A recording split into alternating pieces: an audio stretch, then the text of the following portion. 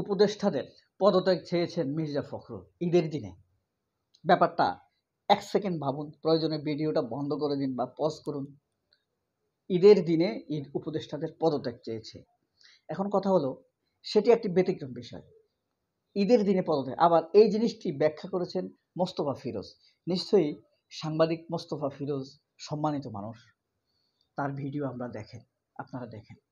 তিনি এটা এমনভাবে ব্যাখ্যা করেছেন যা আপনার শুনলে ভালো লাগবে না, অথচ উনি একজন বড় সাংবাদিক। এখন কথা হলো, এই সংবাদটি উনি পেলেন কোথায়? এই সংবাদটি তিনি পেয়েছেন সমকালে। এই যে সমকাল পত্রিকা, উপভারতীয় পত্রিকা, এটা বুঝতে পেরেছেন? হামিম গ্রুপ কে, চ্যানেল 24 আছে না, তাদের। দেখেন কি লিখছে, নির্বাচনের আগে সরকার নিরপেক্ষতা হারালে বিএনপিটা মেনে নেবে না। ভেতরে কি লিখছে আমরা মোস্তফা ফিরোজের কি ব্যাখ্যা দিয়েছেন সেটি আপনাদেরকে পরে বলছি। আসন্ন জাতীয় নির্বাচনের আগে অন্তর্বর্তী সরকার নিরপেক্ষতা হারালে বিএনপিটা কোনোভাবেই মেনে নেবে না। আচ্ছা, যদি নিরপেক্ষতা হারায় তাহলে বিএনপি মেনে নেবে না। এখন কি নিরপেক্ষতা হারিয়েছে? কোন কোন বিষয় নিরপেক্ষতা হারিয়েছে সেটি কি মির্জা ফখরুলের স্পষ্ট করে বলা উচিত নয়? নাকি এটি তার স্নায়বিক বা মানসিক রোগে পরিণত হয়েছে? একজন বয়োবৃদ্ধ রাজনীতিককে এসব বলতে খারাপ লাগে, কিন্তু এটা তো বাস্তবতা। তিনি এটা করেছেন, এই পদত্যাগ তিনি চেয়েছেন, তার উপরে এই ঘটনা ঈদের দিনে। একবার ভাবুন তো, ভাবতে কেমন লাগে ব্যাপারটা? ঈদের দিনে পদত্যাগ চাওয়া।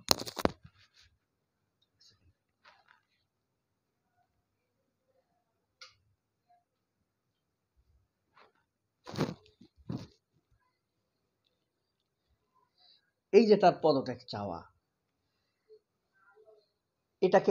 এই খবরটাকে মোস্তফা ফিরোজ ব্যাখ্যা করেছেন কিভাবে জানেন? তিনি বলেছেন,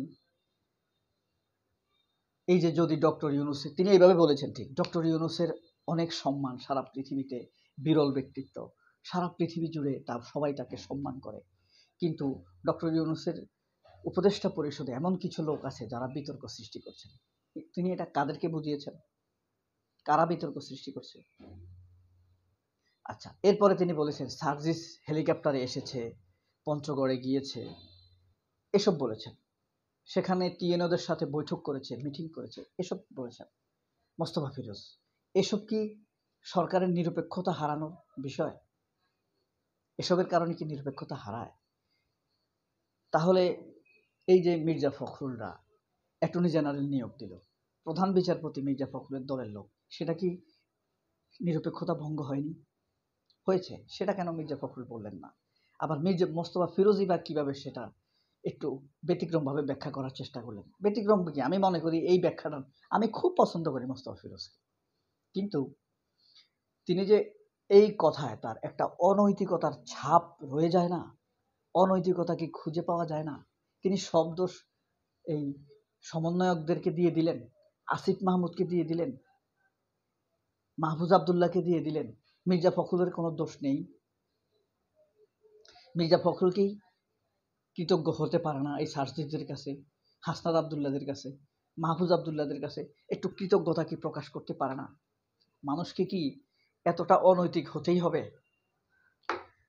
খুব কি জরুরি এত অনৈতিক হওয়া? বা এইভাবে অপব্যাখ্যা করাটাও কি খুব জরুরি? তার উপরে আছে অনির্দিষ্ট কথাবার্তা। যদি নিরপেক্ষতা হারায় তাহলে অবশ্যই তাদেরকে পদত্যাগ করতে হবে।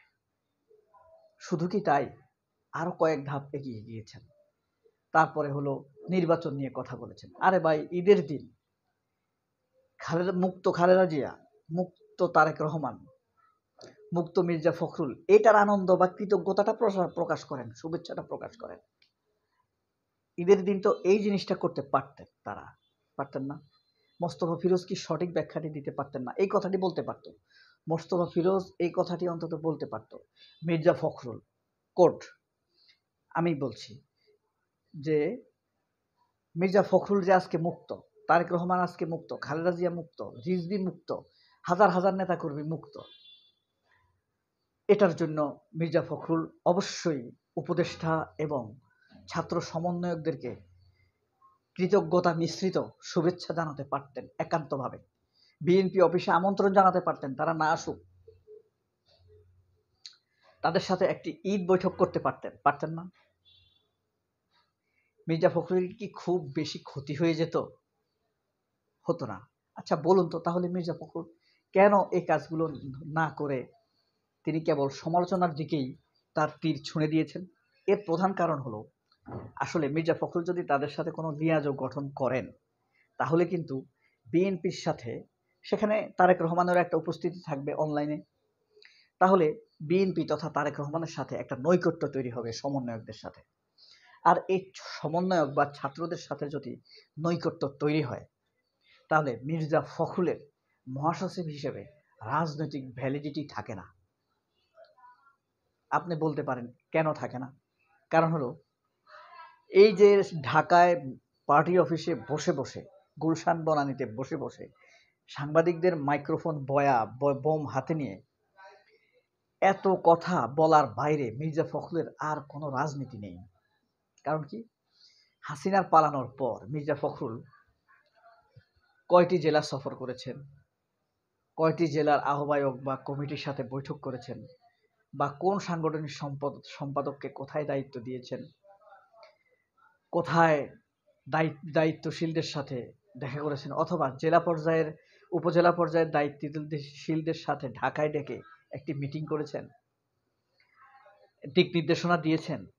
দেননি। তারেক রহমান করেছে, ওই জেলা সেই জেলার সাথে করেছেন। কিন্তু মির্জা ফখরুলের সাংগঠনিক অ্যাকশনগুলো কিন্তু আমরা সেভাবে দেখতে পাইনি। মির্জা ফখরুলের কাছে কি আমরা যদি এটা আশা করি সাধারণ মানুষ হিসাবে, যে ফখরুল, হাসনাত, সার্জিস বা সকল সমন্বয়ক, ধরেন 10,000 সমন্বয়ক, সমন্বয়ক বা এনসিপির নেতা কর্মী, তাদেরকে ডেকে যদি একটি ঈদ ভোজ করেন, মির্জা ফখরুলের ইমেজ বাড়বে নাকি কমবে? তাহলে তিনি কি এটা করতে পারেন না? পারেন। কারণ কিন্তু কেন করেন না? না করার কারণ হলো, ভারত তার উপরে নাখোশ হয়ে যাবে। আসল ঘটনা হলো সেই জায়গায়। তবে বন্ধুরা, যারা শ্রোতা তাদেরকে বলছি, ফখরুল ভাইয়া ক্লিয়ার স্ট্যান্ড দিতে হবে।